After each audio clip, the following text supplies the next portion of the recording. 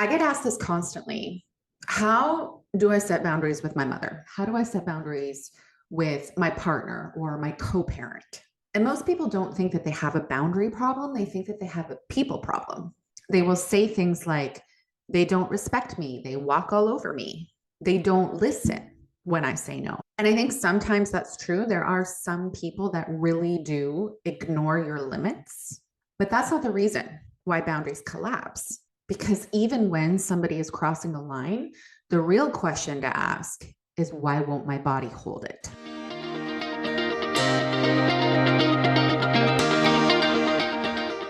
If you're new here, my name is Jackie, and for many years, my work was focused on trauma and attachment and nervous system patterns, especially in relationships. I have mapped out how people get stuck in people pleasing and overgiving and staying connected to people that don't feel safe.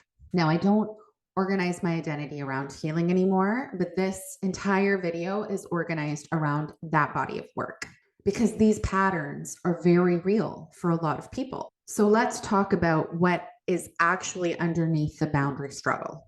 The reason boundaries fall apart has a name, and it's called fog: fear, obligation, and guilt.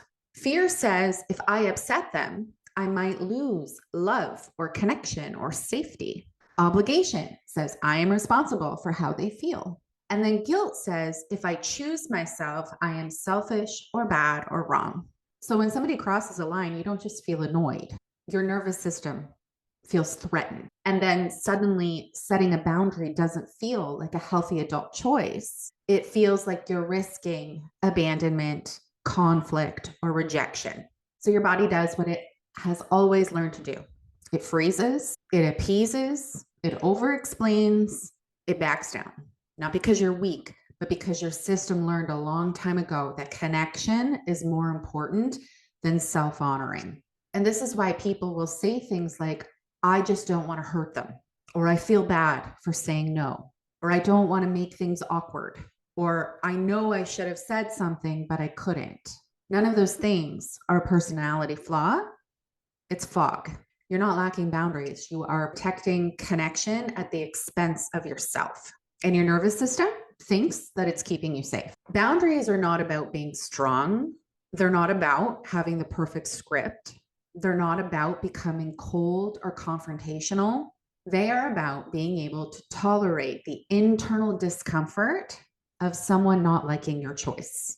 That is the part that nobody talks about. You don't collapse because you don't know what to say. You collapse because you think saying it is dangerous. So the real work isn't learning new words. It's teaching your system that you are allowed to stay connected to yourself, even if somebody else is unhappy. So let me ask you, when you think about setting boundaries, what comes up for you? Is it fear? Is it obligation? Or is it guilt? Let me know in the comments. Everything I just shared here comes from a body of work I spent years creating around trauma and attachment and nervous system regulation. Now, I don't actively teach this stuff in real time. The entire body of work lives inside something that I call the Finding Authenticity Legacy Library. If you're in this stage where you're untangling people pleasing, where fog runs your life, where your boundaries collapse, you will find the full map there: workshops, courses, workbooks, nervous system tools that go far deeper than a single YouTube video could. The link is below, and whether you join or not, I am glad that you're here. I will see you in the next video.